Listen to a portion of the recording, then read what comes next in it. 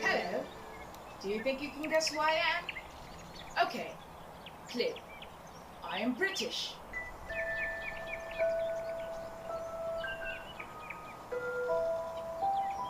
Blimey, not Harry. I'm older than him. Another clue. I have a beard.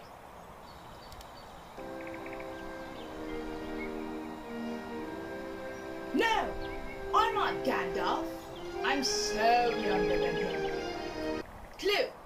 I'm holding the greatest sword ever. Alright. Brilliant. I am indeed Arthur Pendragon. My story starts when... Oh, I need a little magic for me to tell my story. Merlin! Can you please help me travel back through time?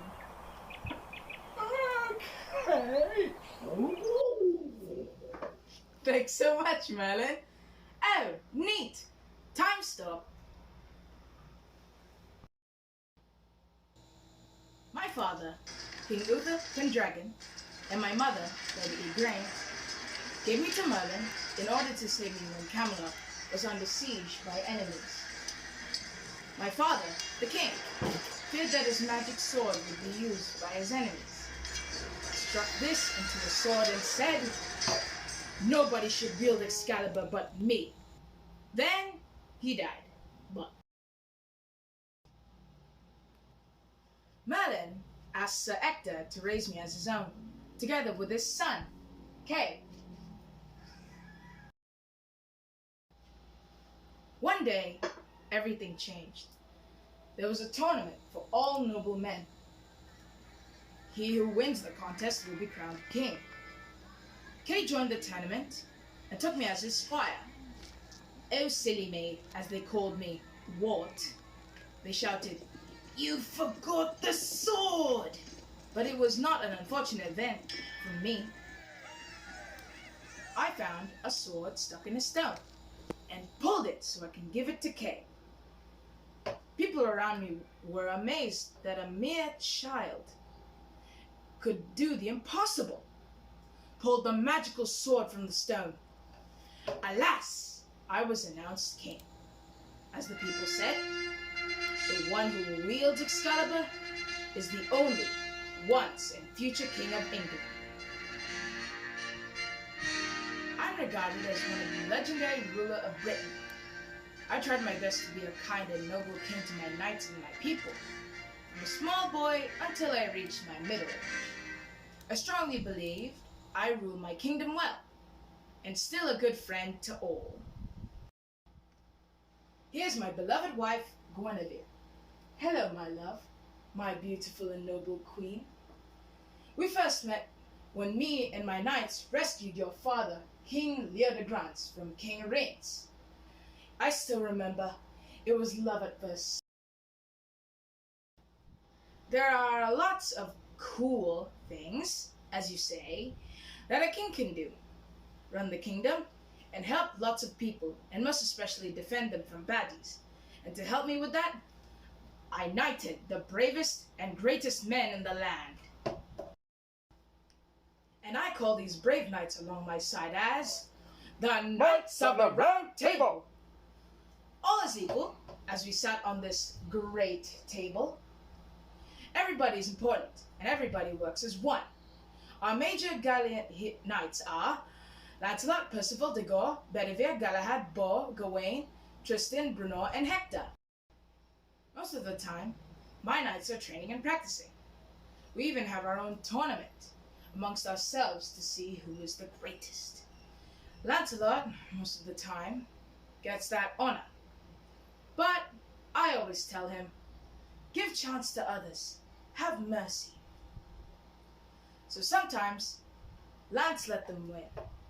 But don't tell them, it's a little secret. Bing! Knights most often go to quests. Questing is most of the time rescuing or helping people who are in need. Funny. Most of them are damsels in distress. I almost think that those damsels are really not in danger. Oh well, at least my knights love their work. I love my job! Knights. Knights pledged their swords on top of the legendary round table and said the Knights Pledge.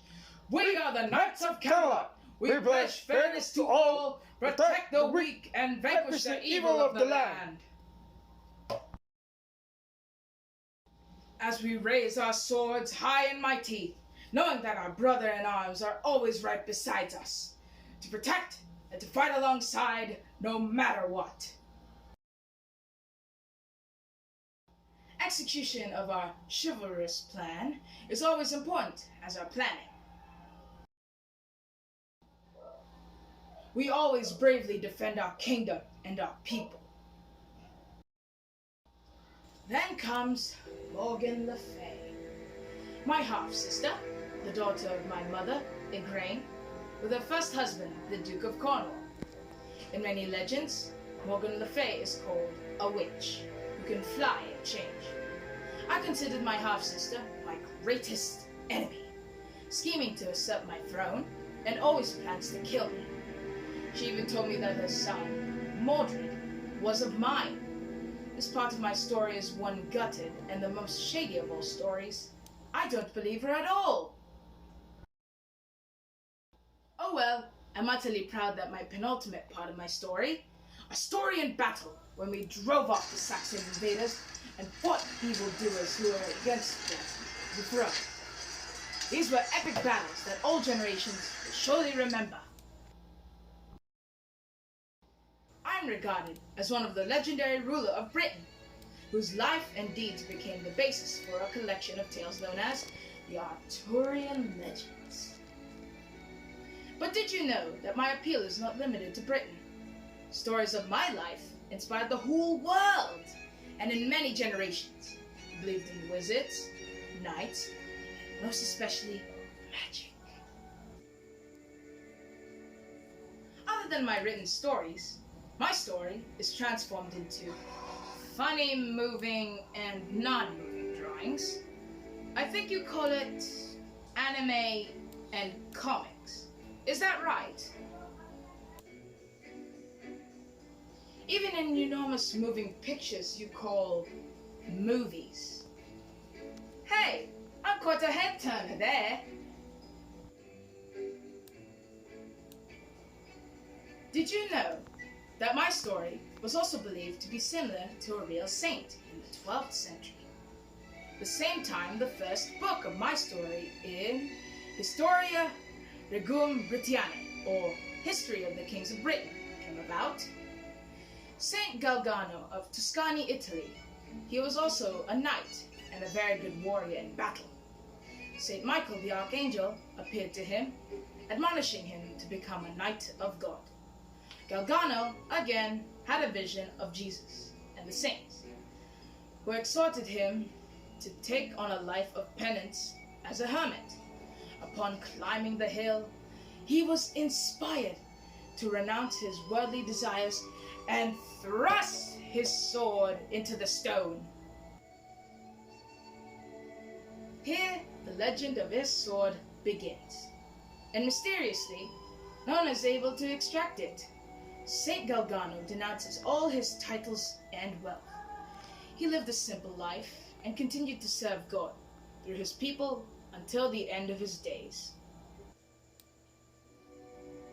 The great story of the Sword in the Stone and the Arthurian legends continues. Up to this era, with its elements of mystery, magic, chivalry, love, war, adventure, betrayal, and fate, has touched the popular imagination of most people and has become part of the world's most shared mythology. I thank you, and may the magic continues.